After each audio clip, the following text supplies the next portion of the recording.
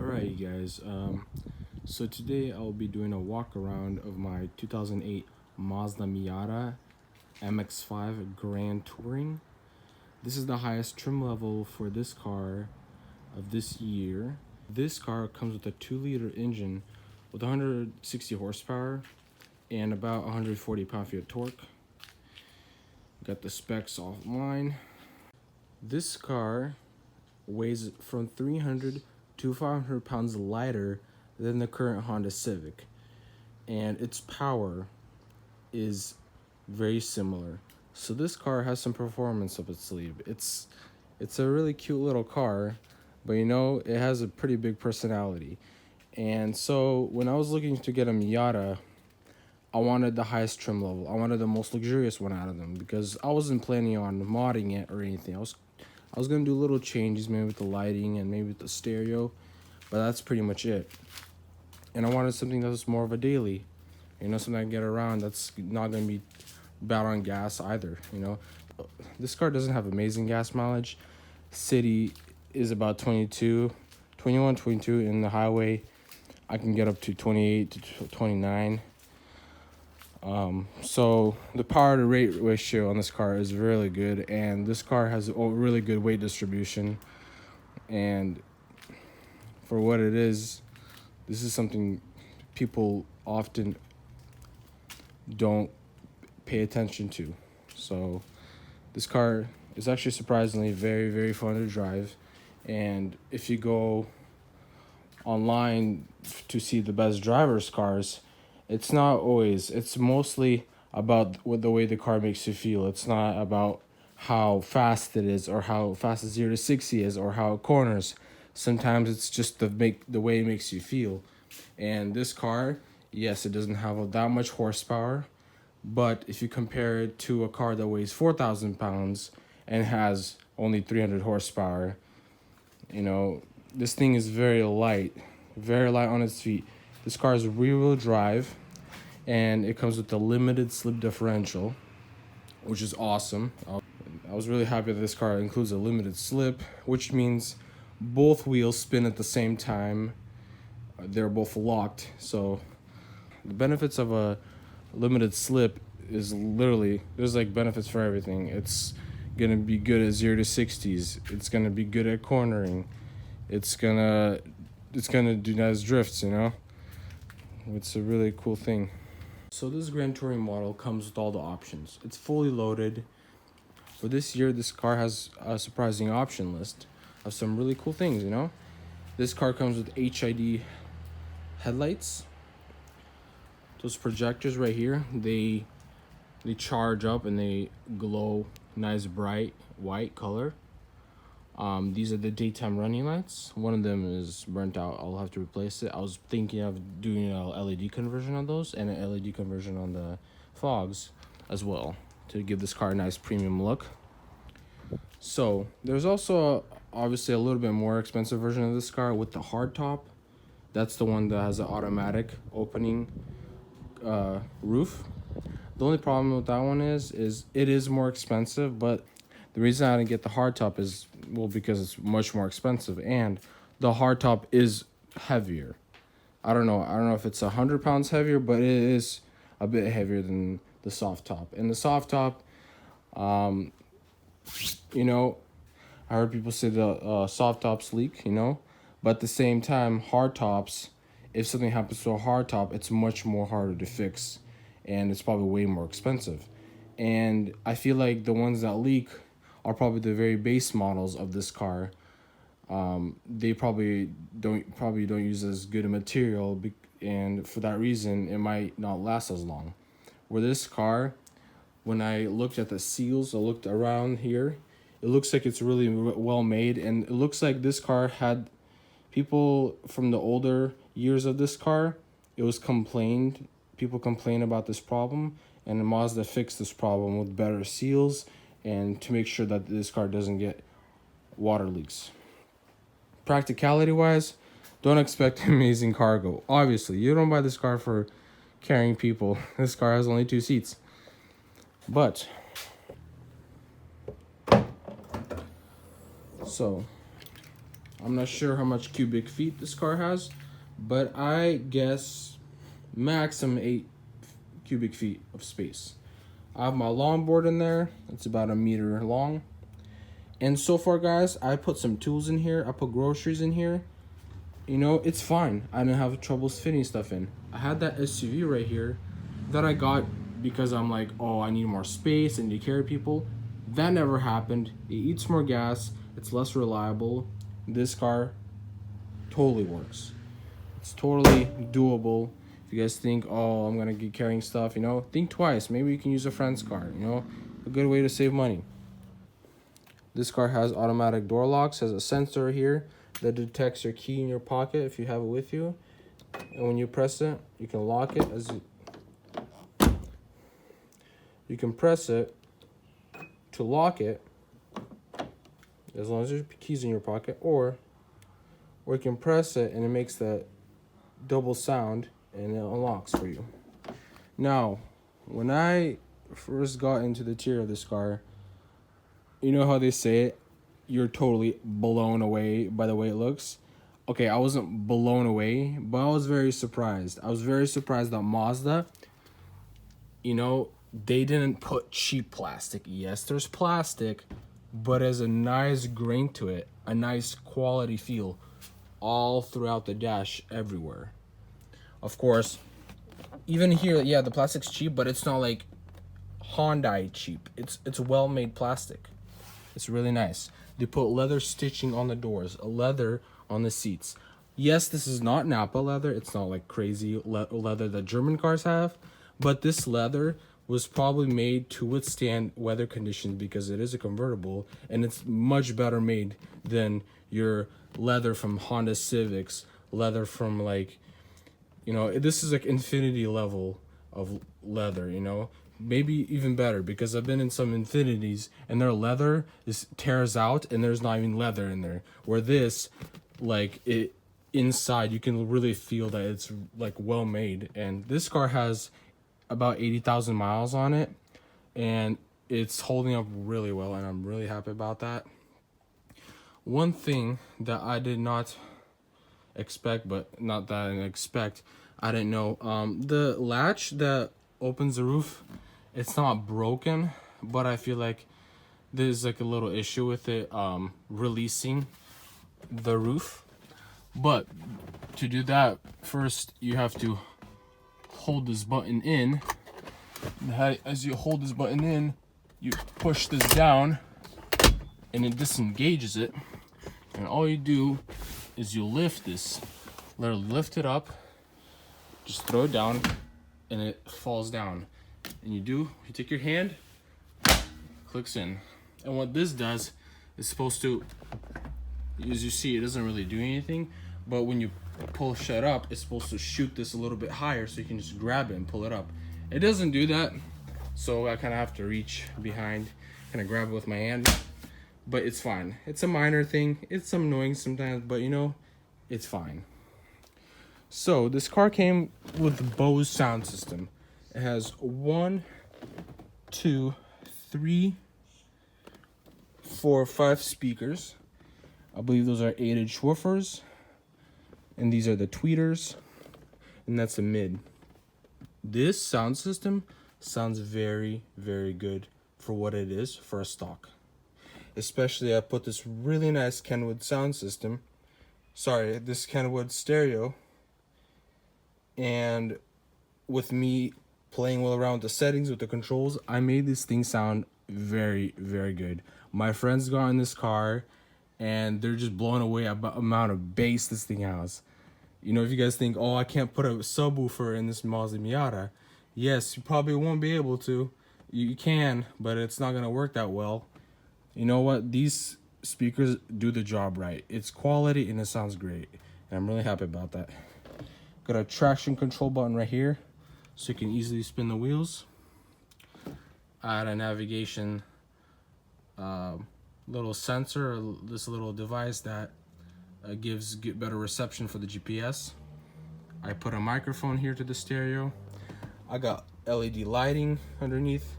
I'll give you guys a little look at that. Everything in this car lights up red, as you can see. This car is, as you can see, a 6-speed manual. That's the only reason I literally got this car. I don't want to get it automatic. As you can see, I got the red lights under the feet. I can change them any color. I have this app on my phone. Then I can play around with the colors, any color I want. I can make it to the music, all that good stuff. Car comes with the heated seats. The only thing that's negative about the heated seats is they're not leveled adjustment. You just press and it heats up pretty hot, and you can't really control how hot. It just gets hot. And you know, I got used to it and it's fine. It's not a big deal. This car obviously comes with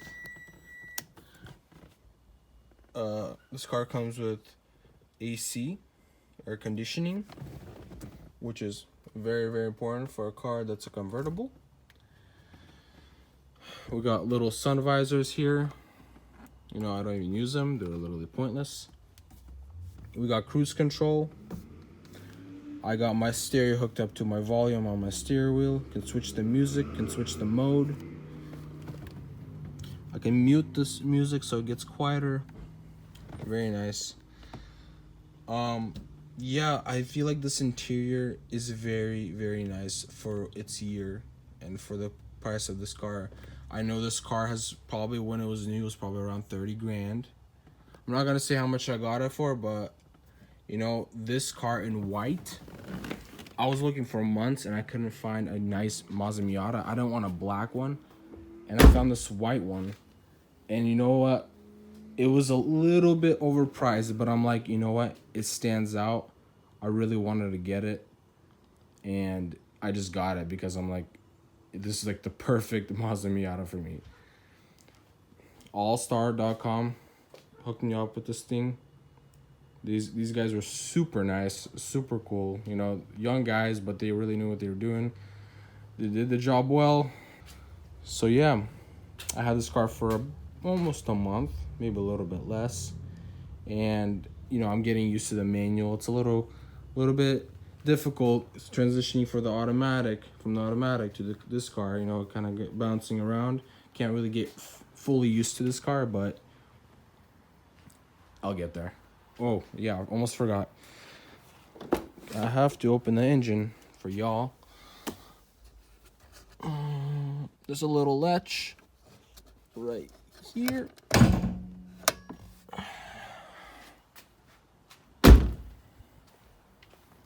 By the way, guys, this car, it looks so pretty. It, like, when you come up to it, it's so wide and low. And the wheel arches, they just so bulge up. They look so pretty. This car, the designers did a really good job. And you know, the newer Mazda Miata, the one that's like 2015, it's nice as well, but it's almost identical. The only reason I don't really like the newer one is because it literally has a smiley face. This has like a normal, like, this kind of is a throwback to the older Miatas that people really like. But the new Miata has like a smiley face. It looks a little funky, a little more girly. I feel like this fits a little bit more to my taste, and I personally like it a little bit more. Push this thing to the right. Lift. There we got this guy. Looks super clean engine. This car comes with a strut bar from the factory, which is super nice. You got the dipstick right there. Everything looks pretty easy to get to. You know, this car is really popular for the modifications, but you know, I want to keep this car clean. Don't want to really do anything to it. I might put some exhaust tips on it to make it look more nicer. But, you know, I want to sell it later for a good price, so I don't want to totally modify it or anything, do anything like that. But, yeah, 2.0, 4-cylinder, really good engine. Has great power off the line and really good passing power. I pulled a Mini Cooper S with this thing, surprisingly. With a good launch, and if you really know how to drive manual, you can get very close to a 6 second 0 to 60. You average about 6.5, but some guys can do the 6. And maybe if you have the right temperature outside, the right tires. But really good specs for what it is.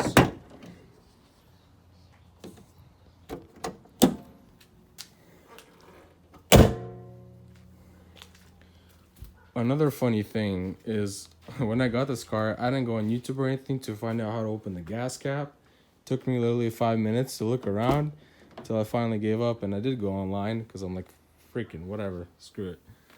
You open this thing, which is pretty cool. It has some space in there from most of my stuff.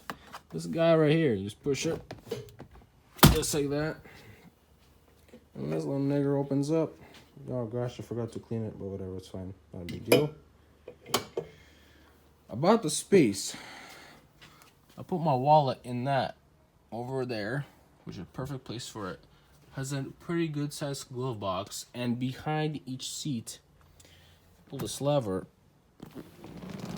the seat folds out. There's a cool little cubby on that side and this side. Pretty nice, pretty well thought out. You can put a little I don't know, not a suitcase, but you can fit some stuff in there, your lunch or whatever you got. Each seat has a mat pocket, a little pocket in the back. The passenger seat only adjusts. It can tilt or move up and down. It's manual, but that's fine. That's good for weight saving. But this driver's side, you can also lift the bottom of the seat and put it down to lift it, whatever you want to do. So yeah, and third brake light right there. Pretty cool spot for that. A little funky antenna. What can I say? This car, correct me if I'm wrong, I believe from 2004 or 2005, this body style came out, and they were until like 2009 or 10 or something like that. And this is honestly my favorite body style, not counting the brand new one, but from all the before. Yes, the older Mazda Miata is a little bit lighter, but I wanted this one particularly because it fit my budget, and I feel like it would be more reliable than those really old Miatas. And this is more comfortable, luxurious, and who doesn't want a more comfortable car to drive? Of course, some people don't care; they want their car just to be quick and go around the track. But if you want a daily car that's small in the city, that has some practicality for yourself, that is very fun to drive, fun to throw around, and has wind going through your hair, and you can feel the air and you can see everything around you, I don't know what else can beat it. The BMW Z4 is also really nice. But BMWs, after, I don't know, 50,000 miles, or after they're owned by several people, you're gonna start spending money on it. You're gonna maintaining it. Of course you have to maintain this, but the BMW, you'll have to service it, and it'll be way more expensive. Like, there's gonna be little sensors. The BMW has a lot more technology, a lot more sensors that you'll have to deal with. It's just like stuff you'll have to go to the dealership. You'll have to do this. It's just more of a hassle. Where this, you don't have to do that. There's also the Honda S2000, very popular car, but that car is super bare bone. It's like super racing. It's like not luxurious at all. I got into the inside, and the one I got in didn't even have a stereo. Like, it was so stock, and there was like nothing in there.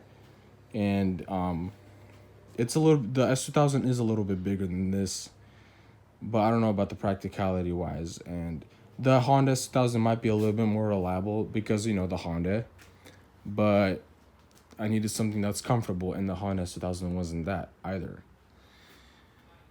So as you can see, there isn't much competition to this thing, really, and this car sits by itself like that. And right before I had this car, I had a Mercedes. I had an old classic Mercedes C-Class, and I loved it for what it was. But you know what? To own a car like that, you always have to constantly work on it. fix the little things, the details. And you know, I was tired of that. I needed to move on, and I needed to save money, and I didn't want to deal with all that crap of that car. So I got rid of it. I'm like, I'm done with it. I'm tired of it. You know, it was an amazing car for what it is, but something newer and something refreshing, if you know what I mean. But yeah, guys, thanks for watching. I will be putting up more videos about this car sometime. You know, of course, leave a like if you'd like. Subscribe if you'd like. Share, you know, if people are interested in Miata, share this video and they'll check it out, and maybe this will help them figure it out. But yeah, guys, thanks for watching. See you in the next one.